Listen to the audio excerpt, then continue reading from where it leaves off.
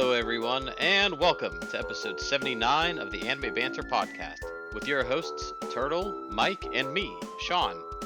Thank you all for joining us today. How are you two doing? Can't complain. Another day, another dollar, another anime episode. I'm doing pretty great, personally. Had a day off of work. And for those of you who followed me on my YouTube channel, which has been on hiatus, again, I apologize. I believe I mentioned that my good friend, our good friend, Kestorp Alchemy, has been working on his own game. And I've been writing the soundtrack, and I completed a new song today. So I'm ecstatic. Oh yeah. Yeah, we talked with Kestor Balcony a little bit about demoing his game. He's really almost that close to being able to do it. Just some fine tuning, the soundtrack and the art. Unfortunately, this sounds crazy, but I'm like anyone can demo a game, or anyone can develop a game, like with the elbow grease, like with enough hard work and determination, you can do that. But things like writing a script or like getting a soundtrack or creating art is so unbelievably difficult. And I don't believe in going down the AI route if you can avoid it. Um, I just don't. It rubs me the wrong way. I don't know about you guys, but It also rubs me the wrong way. I am not a fan of AI, and I will never use it. Yeah, I'm also not a big proponent of it. I can see some things where it has its uses, but I'm not the biggest fan of it. I also don't see it as the fix all that some people think it's going to be. Yeah, for sure. I just see it. It's too too easy to use that and pull jobs from musicians, artists, voice actors, and just AI replaces everything. And I just don't like that idea. created AI so we could automate all of our jobs and have more times to create art. But instead, AI just took all of our abilities to create art so we can focus on our jobs. Yeah. Now, if we flip that around, I get paid to not go to work because there's a robot doing it for me. That's fine. But other than that, I don't want it. The key there was I still get paid. Yeah, it would be nice. Though I don't mind AI art in some cases. Now, hear me out. All of a sudden, our podcast is going to get canceled now because I say I don't completely loathe it. But I think things like if you are generating art for like a Dungeons and Dragons character, there's no monetary gain to be had. You're not really sharing it with more than a group of like 5 people, and you just want some cool art because I don't know, you were just gonna Google, Dragonborn fighter anyway and take the first piece of art you found. Um, you know, I guess with an AI prompt you could put Dragonborn fighter wearing gold armor, and because you're not, you know, like getting monetary gain out of it, I think that's not really. It's kind of harmless because you weren't gonna pay for that art anyway. You're just gonna swipe some off Google Images, so it's really the same result. But so one of the like very few cases where I could find it to be kind of acceptable. Anything for monetary gain. I saw a Kickstarter trading card game. Every single piece of art in the trading card game was AI generated. Oh no, no, Yeah, no, no! Shame on you, whoever did that. yeah, No, and they no. raised, according to the Kickstarter, they raised $1 million.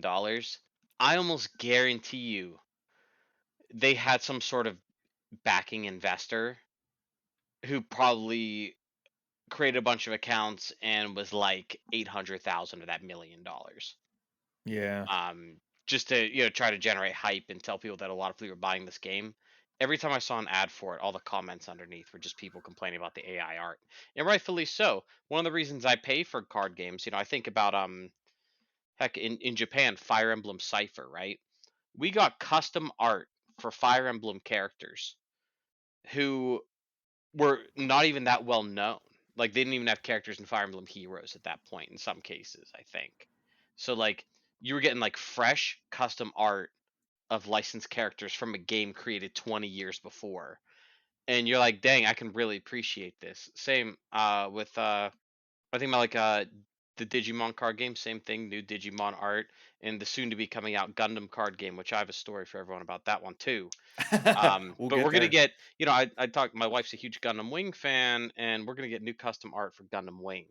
And she's like, "Oh my gosh!" She's like, "They haven't supported Gundam Wing like this in years." I'm like, "Yeah, it's exciting." To get like new art for like old IPs.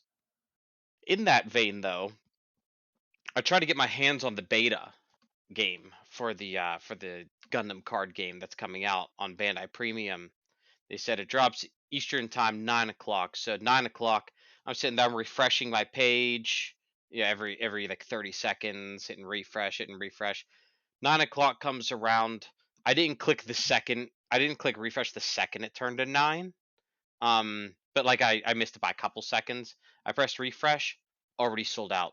This thing was sold out within 3 seconds, if not less. And I guarantee you, scalper bots bought up everything, guaranteed. That's just crazy. And it ticks me off. So Bandai Premium, uh, our Twitter account complained on your Twitter. Yeah, take that.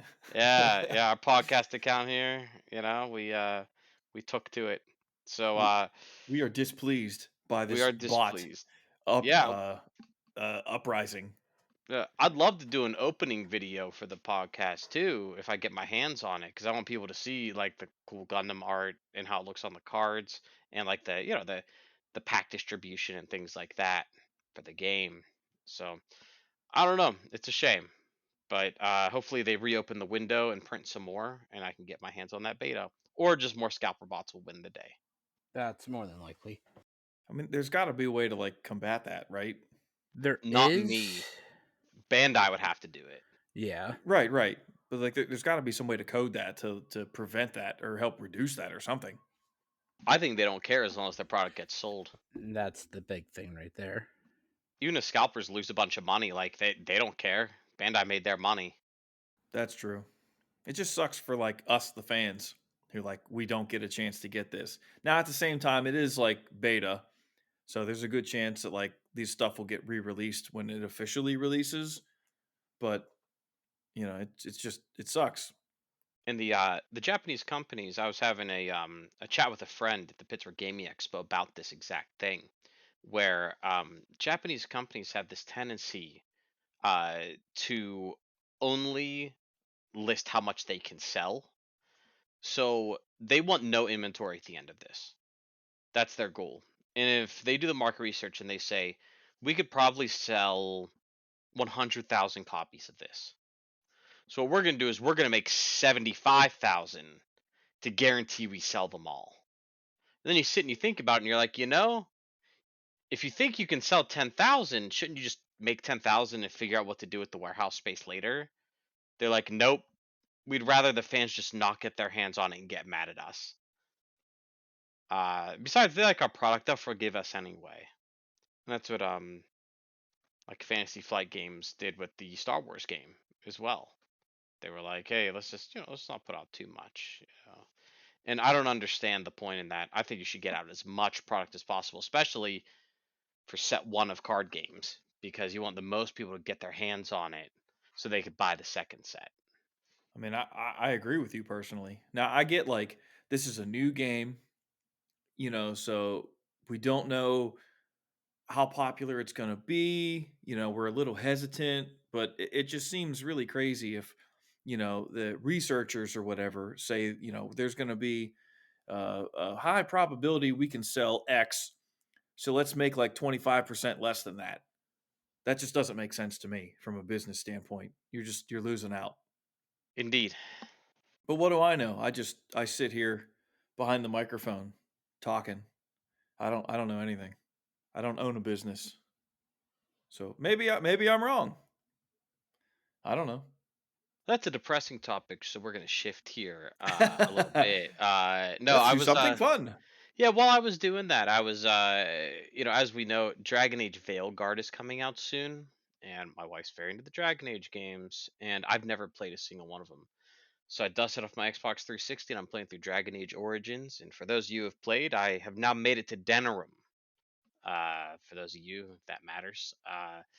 So yeah, Denerim has been a good time so far, but I only just got there. So I'm still pretty far back in the series, as you can tell. But yeah, I'm hoping to catch up so I can eventually play Veilguard when it comes out. We're gonna get it on the PS5, so we can play on our nice big TV. And my wife's gonna play it first, and whenever I catch up eventually, I'll probably play it myself. You guys plan anything good? Well, speaking of old games, I'm also doing an older game. I am playing the Dead Space remake that came out in 2023 of the game that came out in 2007, I think that was originally released for the Xbox 360. Our buddy Greg has always talked so highly of that series, and it was just something I never got into back then. Um, but I heard the remake was fantastic, and it was always one of those games that I wanted to check out, but just never got around to when it was originally released. Um, but I got the remake last year, and it just sat on my shelf for a while because I was playing other games. Um, I would pick up other games that tickled my fancy more, playing Destiny, etc. And of late, the Destiny playing has really fallen off after Final Shape. They should have just been done with it instead of doing this episodic content they're doing currently. Um, but so I'm finally playing Dead Space. I'm on chapter 4, I believe. And I'm really digging it. Like this is the same this was the first game that the original these people did Callisto Protocol a couple years ago on the PS5 and Xbox. And it was that pretty much that entire dev team came back for Callisto Protocol. And I played that last year. I'm like, this is fine, but like nothing like spectacular. It was a good 6, 7 out of 10 game. But playing Dead Space, I'm like, wow, how did these people make both of these games be so drastically different? Like, same idea, stranded on a ship, aliens, etc., shoot the limbs off. But the level of horror and jump scares and Dead Space compared to um Callisto Protocol, completely opposite ends of the spectrum. Like every time you hear a noise in Dead Space, I'm like, oh shit, there's something behind me. And then there's nothing there. I am absolutely having a blast with Dead Space. I also figure it would be a great time to finally play it with it being around Halloween time, get some spooky games going. Very true. Very true. I've not had a ton of game time. I am still working on my playthrough of Tales of Arise. I guess that's an older game now because it came out in 2021. So it's not like brandy new, but it's not like super old. So I'm working on that. I think I made it past the halfway point finally. So I am farther than I've ever been before. But I also picked up. It just came out not that long ago. Dragon Ball Sparking Zero, and it's super pretty. I've only played about an hour or two of it, so I've not been played a lot. But it's incredibly beautiful, and I'm really bad at it. But it's a lot of fun. I also picked up Sparking Zero. I just have yet to get a chance to play it. But I'm very much looking forward to playing it. It's so pretty. Like when they announced that game, I was so excited. I'm like, oh, they're bringing back the Budokai Tenkaichi like formula. Let's go. Yeah, yeah. It's interesting. The menus alone are absolutely amazing. Just sifting through all the menus. Wait do you see how they set it up, man. It's really cool. I keep getting TikToks about it, and like it makes me want to play. By the way, I've never played a single Budokai Tenkaichi game. Believe it or not. Really? Whoa. Yeah, That's surprising. I figured w- like with the from all group of of our people I hang out with, yeah, yeah, and like for all the games we used to play together, fighting game wise and everything, like I'm shocked that you never played it. yeah. Yeah. Or maybe I picked up the controller and played like one match, got absolutely destroyed, and then just like set it down. I'm trying to remember which one it was, but yeah, no, I've never like consistently played one. Besides maybe on a friend's couch, like once or twice. Wow. Got absolutely destroyed, then never touched it again. I still own the original Budokai trilogy, and I still have Tenkaichi 1 and 3. Sadly, I never got to. I don't know why. I skipped that one, I guess. And a lot of people say that that's like one of the best story playthroughs through the whole storyline is Tenkaichi 2, and that's the one I don't own. Go figure. Well, it was good to talk about games and things like that, but I almost forget that we don't just sit here talking about video and card games all the time. We also have the anime to review. So today we are talking about episode 3 of the Hashira Training Arc of Demon Slayer and episode 153 of My Hero Academia. Demon Slayer Hashira Training Arc episode 3. Fully recovered Tanjiro joins the Hashira training. Our episode begins with the sound Hashira having everyone go through brutal running drills and saying that he wants to hear them scream. We get the opening theme and then we go right back to training. These trainees are doing push ups. The goal is to build stamina. They're climbing cliffs and lifting rocks. Tengen smacking them with a kendo stick for discipline. And then in walks Tanjiro. He's fully healed somehow. It's an anime. People heal pretty fast. But that's okay. He can't wait to get started. As they start the training, Tanjiro is a total tryhard. That's why I quit Hashira training. Too many sweats. He's leaps and bounds better than the other candidates. Tanjiro gets to say hi to the wives, Tengen's wives. I know they have individual names. It's just that they don't really give them much of an individual personality here. And they thank each other for all they've done for each other. Tengen is yelling and telling them they have to eat or they'll make their lives even more miserable after the meal. One trainee wants to switch night duty with another. It turns out if you go on night patrol, then you get to skip training the next morning. Speaking of night patrol, the guy we see talking about night patrol is with another trainee. They are indeed on night patrol, and they're talking about how demon slaying has been going on for 1,000 years now, and that the demons are looking for someone called Nezuko. All of a sudden, one of the trainees is missing, and the other starts to panic. His breathing becomes heavy. He grips his sword. He turns around, and the other trainee jump scares him. They laugh and almost cry, but then they hear a sound down the alleyway, and the one guy's like, "Hey, stop messing with me." And he's like, "I'm not doing it." They walk away from it, but down the alley is a demon eyeball with the character for 4 on it. The eye follows them as we end the night. So when I saw this eye, was I the only one who thought, well, there's Lord Tengen's new eye? Ooh, I didn't think that. I like that idea though. I did not think that. I also watched these episodes on a plane, so I might have had some weird ass thoughts while watching. Yeah, dude, sometimes up in the air, your brain's a little different. I wouldn't know. I keep my feet on the ground. In the morning, Tengen is yelling at the trainees again. Trainees get into pairs. They have to carry another trainee up the mountain with another on their back. So it's one trainee carrying one on their back. Tanjiro grabs the biggest guy he can and just guns it up the mountain. During lunch break, Tanjiro talks about fighting upper rankers. And this is in quotes. There'd be a pow and you'd already be hit. But the fact that you're not dead means you can respawn by turning around only to get slammed by them again. Then you feel a big crunch. If that cuts off the oxygen to your brain, ... the trainees acknowledge that Tanjiro is just in a completely different class from the rest of them. That was such a good little scene. I love that. I got a good laugh out of that scene where he's like, "Yeah, it's great," and they're all like, "Oh no, this is terrible," and he's like, "No, it's fantastic. You want to get your ass kicked." It's great training to get your ass kicked.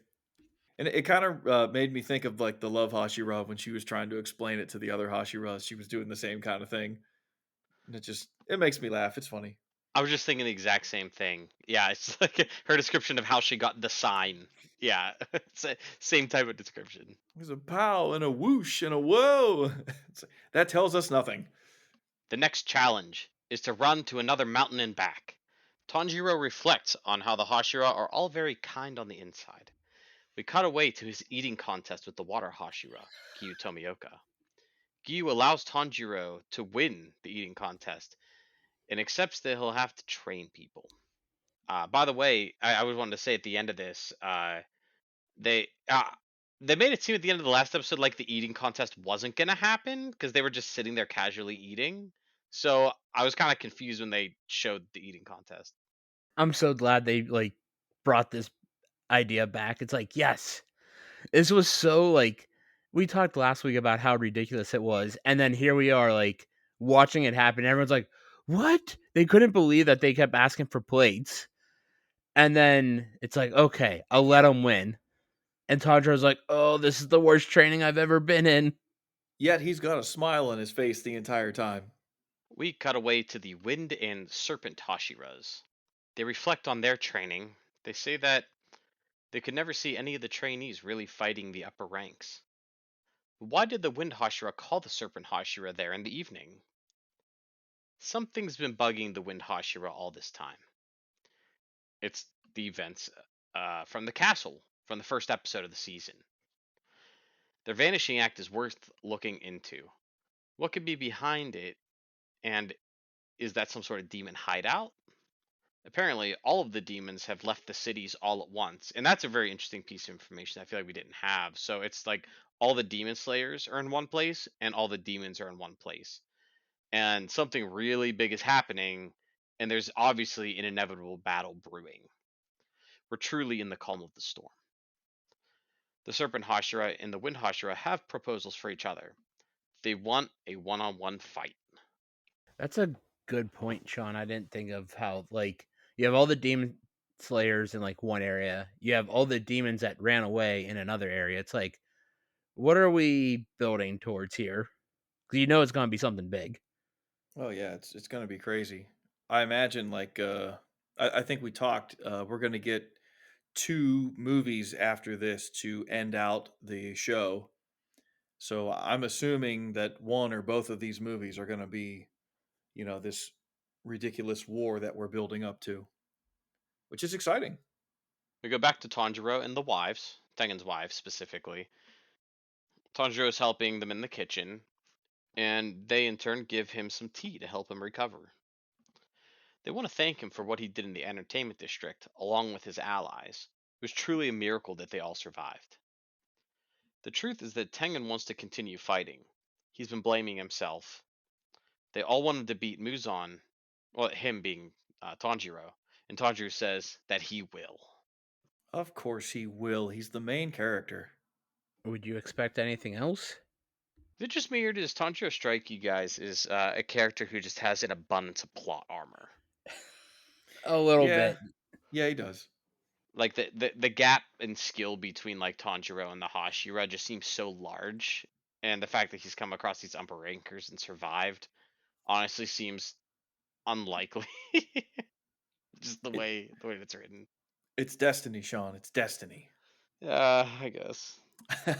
It's written to be destiny. Yeah, well, we should come up with a list one of these times. Top characters with the most plot armor, Ooh, that's a and good I feel like idea. Tanjiro could make that list. Absolutely. Well, we'll see after the movies, though. I'll reserve judgment. If he actually beats Muzan in any way, I feel like he'll be given the ultimate plot armor. What do you mean? He's getting trained by all the Hashira. He's going to have unlimited power for after that. Yeah. Like Emperor Palpatine unlimited power levels.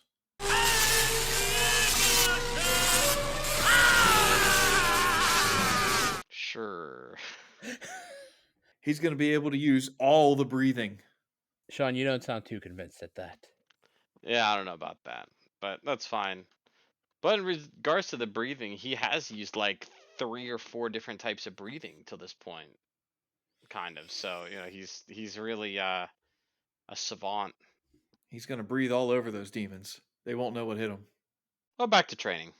They're going to do a drill similar to combat, honing combat skills in the darkness as if they're fighting a real demon. This is pretty great because they mentioned that like demons really only fight in the dark. So like why would you train during the day to fight demons? So this is actually pretty well thought out and in my opinion the best part of the episode. Tengen plays the demon in air quotes here in this one and starts picking off trainees one by one. Tengen is a former ninja, so he can't be sensed easily by Tanjiro's sense of smell. He's just very good at hiding. Tengen just brutally takes a few more down, and then Tanjiro springs into action. He tries to rally the trainees and come up with a simple strategy of not leaving themselves open. They're going to gather behind Tanjiro and like cover up all the gaps. I As the trainees start running, Tengen goes after one of them, but Tanjiro jumps in and blocks Tengen's stick slash, and they go one on one. Tengen is obviously still very powerful with just one arm. The rest of the trainees move in and surround Tengen. He's pumped up. Of course, they all attack at once, and Tengen wins in the end. They question how they can even beat a Hashira or become one. How could that even be possible? But then they realize they just don't have that level of skill. But the Hashira and Tanjiro even may be able to do it someday. Defeat Muzan, that is. And the trainees decide they want to support them. Tengen himself tells Tanjiro that he's counting on him to defeat Muzan. The wives give Tanjiro a big bag for his journey to the next training round. Tanjiro thanks them all and goes on his way. He runs to the next place of training. The next trainer is the Mist Hashira, Muichiro Tokito. One thing we did not talk about this episode was Thirst Trap Tanjiro, just like the entire episode being shirtless and jacked.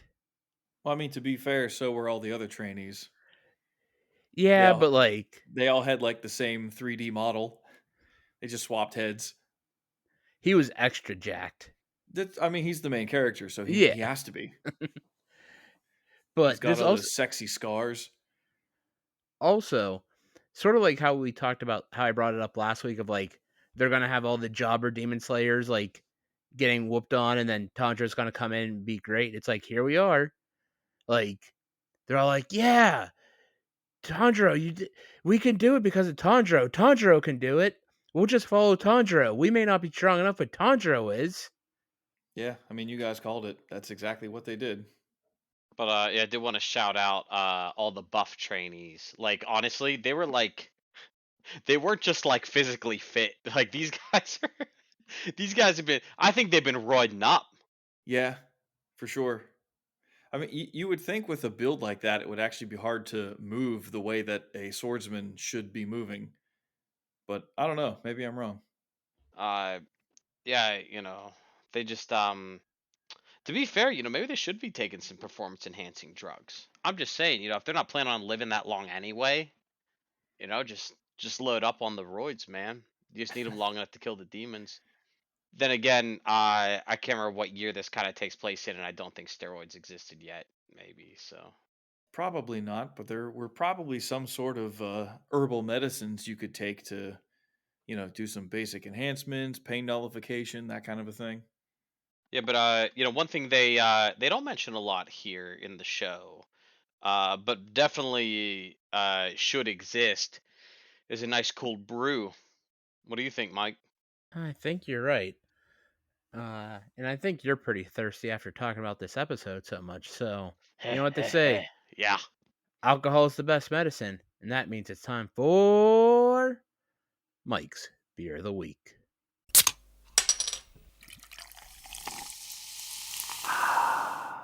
This week's beer comes to you from Parish Brewing, and it is their Strawberry Mochi, a 4.5% fruited sour. This beer was super light and creamy and was chock full of strawberry and vanilla flavors. I had this beer at my latest trip to Disney at Epcot during the Food and Wine Festival, and this beer was fantastic. All around, like it was an 85-degree day, so it almost felt too hot to like want to drink around the world. This was the only alcoholic beverage I had at Epcot that day, just because of how hot it was. And this beer was just fantastic. Like it was the perfect beer for how hot it was out. Like with it was low in ABV, so that's good. It was light, it was creamy, it was fruity, like everything about it was just perfect. So us East Coasters, not the easiest beer to find, but would definitely check it out if you can find it, whether you be in Epcot during Food and Wine or out on the West Coast. Uh, my wife gave this beer a 5 on Untapped. The average Untapped rating is a 3.95, and I gave it a 4.5.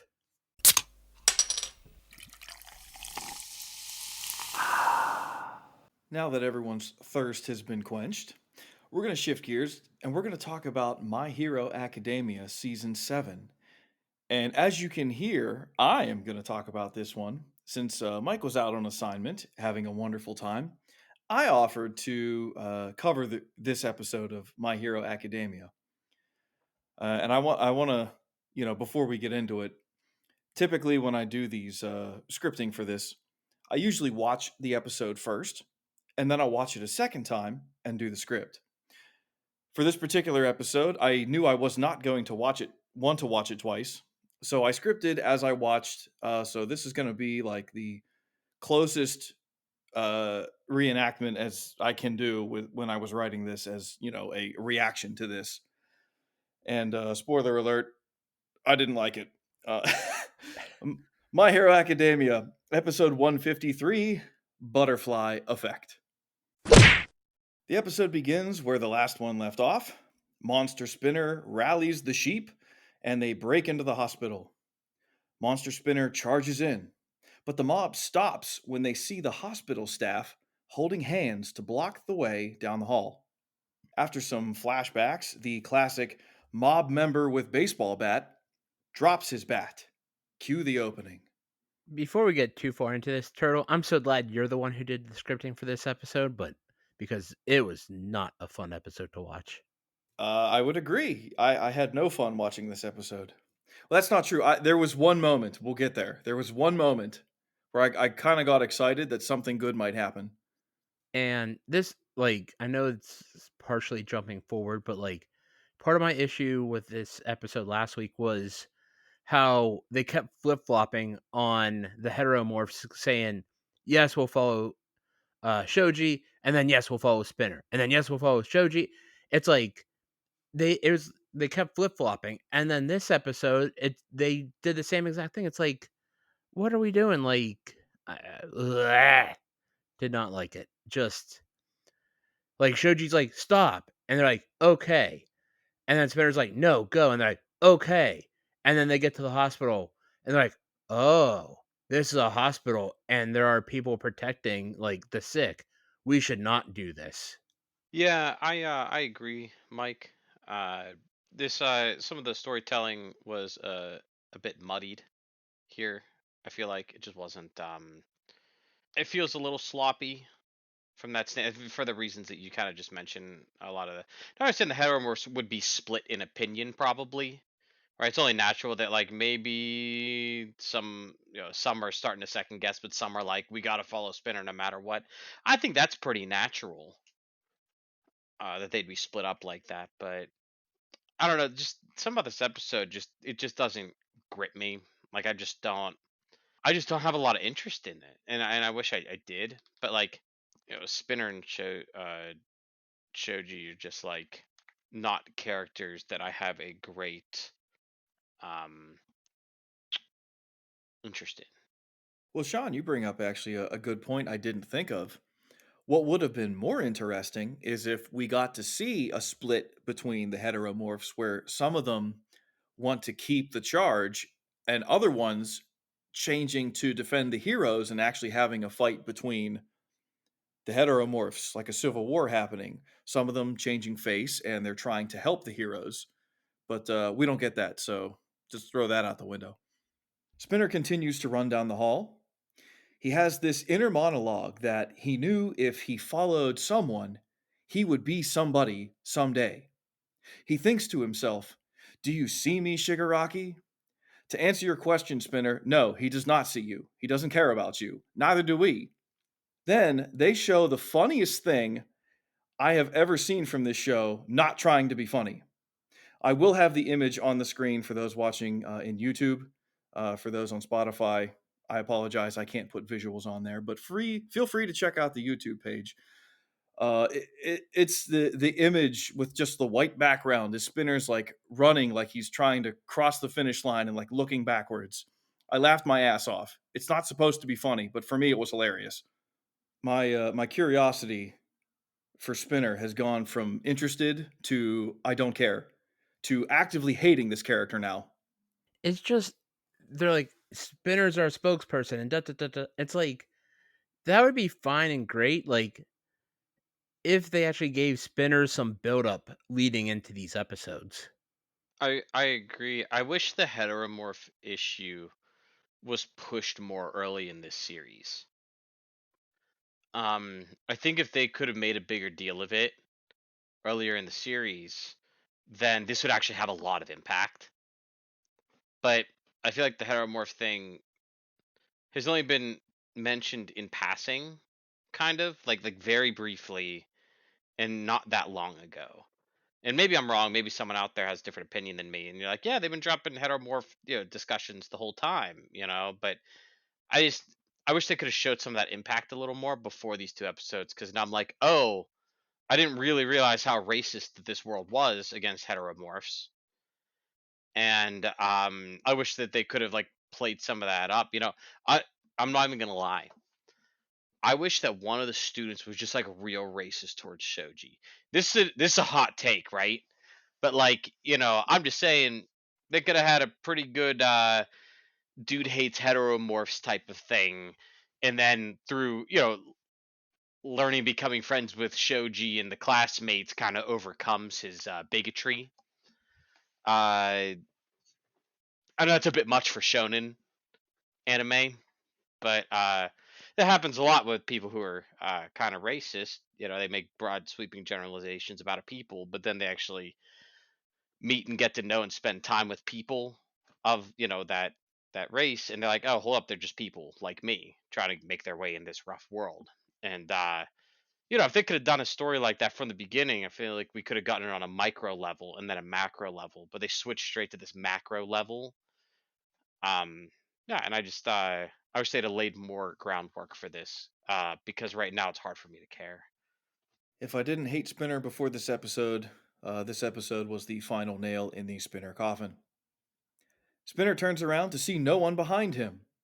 Then slowly, Present Mike walks down the hall and yells at Spinner, breaking off all the red scales.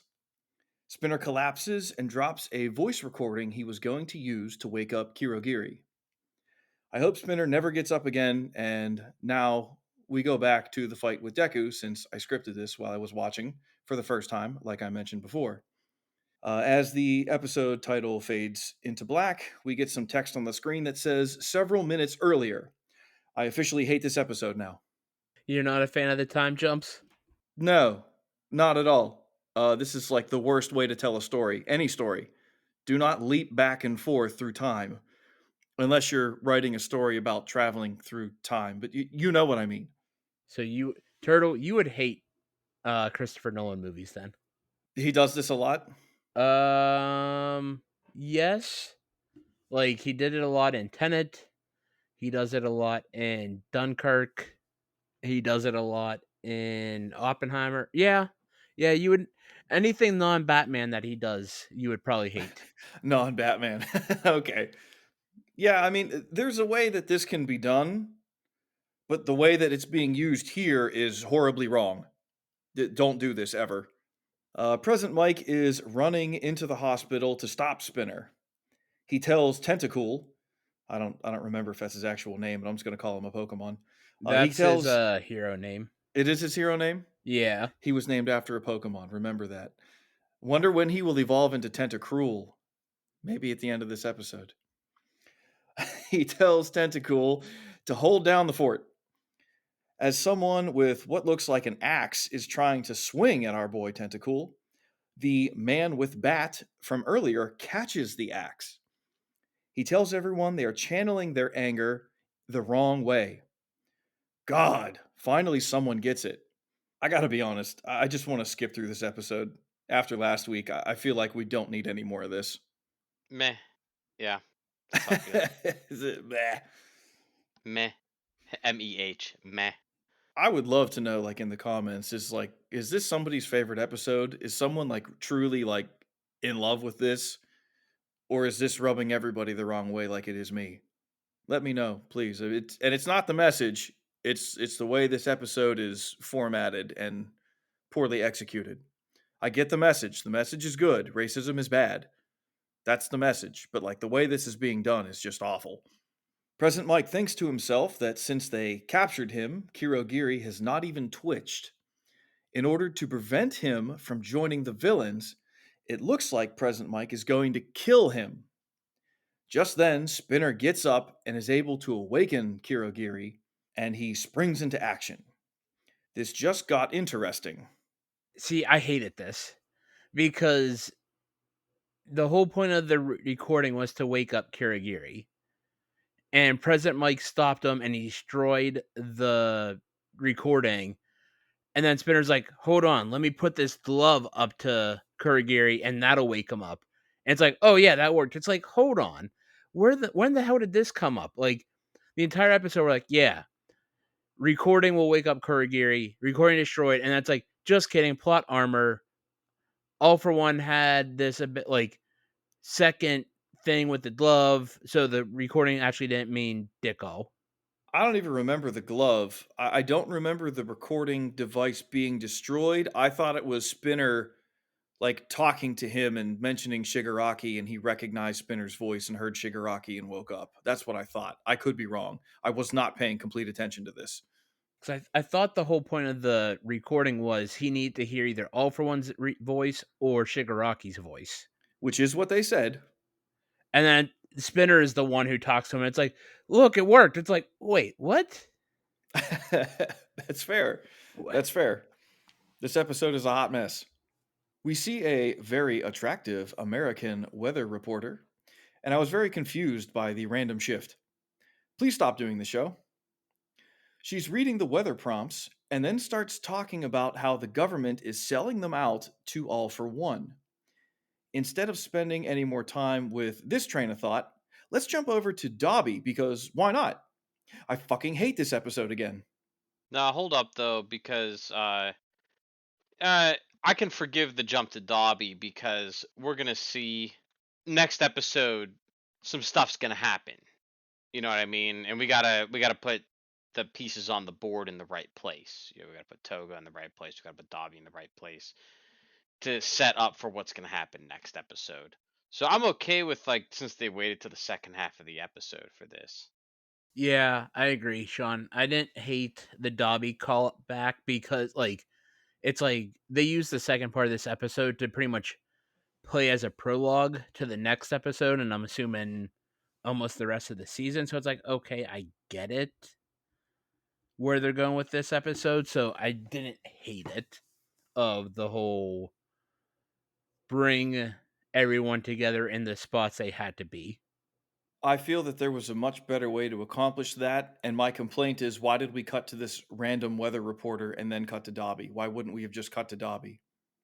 What's the point of the weather reporter? Because it was the whole how the US wanted to just bow down to All for One. Right. They already established that. Yeah, so she's saying she does not, she's fighting back against that. Well, what's that going to do? She's on the other side of the planet. The fight's Mm. already happening. Like even if all the American heroes just left of their own accord to get to Japan, they're not going to make it in time at this point. I didn't mind it that much. I hate it. Moving on. Let's just get this over with. Dobby decides to fly to see Endeavor, and Todoroki tries to taunt him, but it doesn't work. Just then, a portal appears in front of Dobby, and another cutaway. We hear Power Copy Kid saying he's going to go into the history books as the guy who didn't blink. And now we cut away again to All for One monologuing.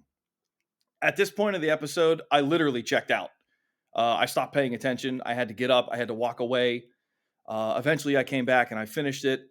And just to be honest, I absolutely hate the storytelling to this season. They're just jumping around so much. I legit don't want to watch this anymore. So just a quick summary of what happens at the end of this. Toga drinks twice his blood. She makes a bunch of clones. They get teleported to where Hawks is, so she can kill Hawks. And Dobby's there too, I guess. What did you guys think of this episode? Because I hated about 95% of it. Was not the best episode.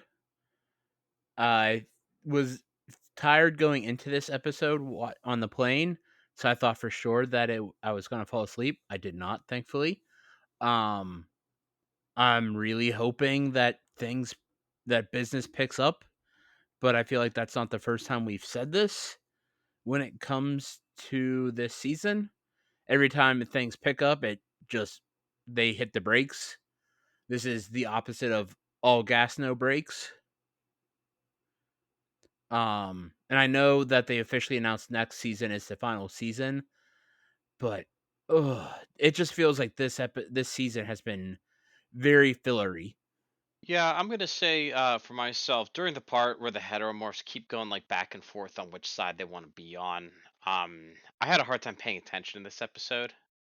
I like just like focusing and honing in on it because it felt like I'm like, come on, guys, let's get on with it. Let's get on with it. Let's get on with it. I say this before, but President Mike hitting Spinner with the voice blast. You know, in reality, he should have then pulled out his Glock and executed him on the spot. Like I said, I'm just like I I'm all said, for that. yeah, that's. I understand. It's anime, specifically shonen, so it's kind of geared towards a younger audience, kind of, and they just don't do that stuff, especially in Japan. Japan doesn't have the gun culture that we have in America. But like I said, at this point, the heroes need to be soldiers and not like heroes. When half the city's collapsed, like you're fighting pure terrorists, an army of insurgents, and you need to do what needs to be done.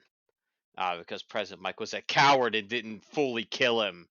Now Courier's back in the fold, and not happy about this. To be fair, other things that I did like. I actually liked the ending when they cut away to a bunch of different people because, like I said, they're setting like, hey, where did each of these characters leave off till this point? So they kind of give us like, hey, here's a reminder. Here's where each character is right before we start this next chapter of storytelling. But things I didn't like, um, Dobby, uh, like still being standing. Period. I don't like it. I feel like it really diminishes what Todoroki was able to do. That's really a problem for me. Um, so I personally am not a fan of the way they've written the Todoroki Dobby uh, story. So yeah, I don't know. That's really it from me. I really don't want to hate this. I really don't. I think I've said it before. Seasons 1 through 6, I have loved. I was very excited for this, and I don't know what happened, but this has been like totally derailed for me this season. So I do. I want to talk about the little positive for me at least. That 5% that I did not hate. I thought it was interesting that they bring President Mike back in, and then he's willing to murder his friend to stop the villains. I'm like, that's a hell of a twist.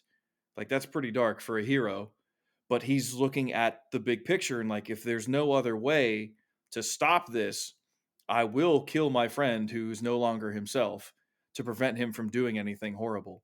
So that twist was I found interesting, but it quickly goes by the wayside. And yeah, I mean the thing I mentioned earlier about like the heteromorphs, if they would have like some of them switched sides and had a big fight with each other. I mean, I thought that would have been more interesting seeing some of them come to help the heroes, but we didn't get that. So I don't know. I just feel like this story could have been told in a much more cohesive way than what it is. And that's why I'm upset. But enough complaining. Let's do the waifu of the week.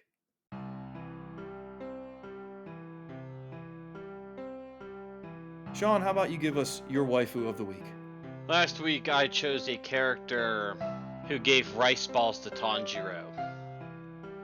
And this week I'm gonna bend the rules a little bit.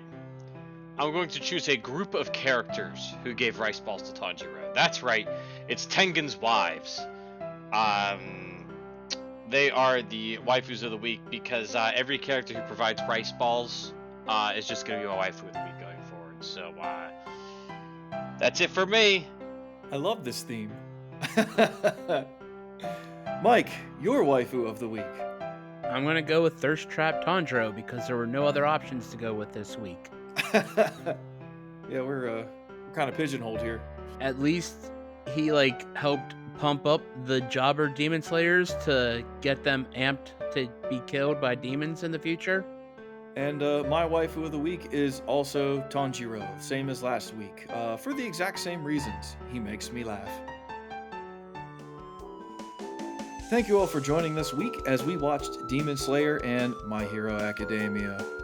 We hope you join us next week for episode 80 of the Anime Banter podcast, where we will continue our watch of My Hero Academia Season 7 and the Hashira Arc for Demon Slayer.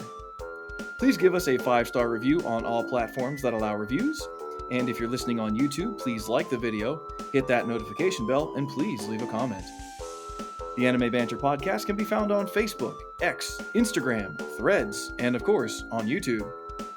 Thank you all for joining, and we will talk to you next week.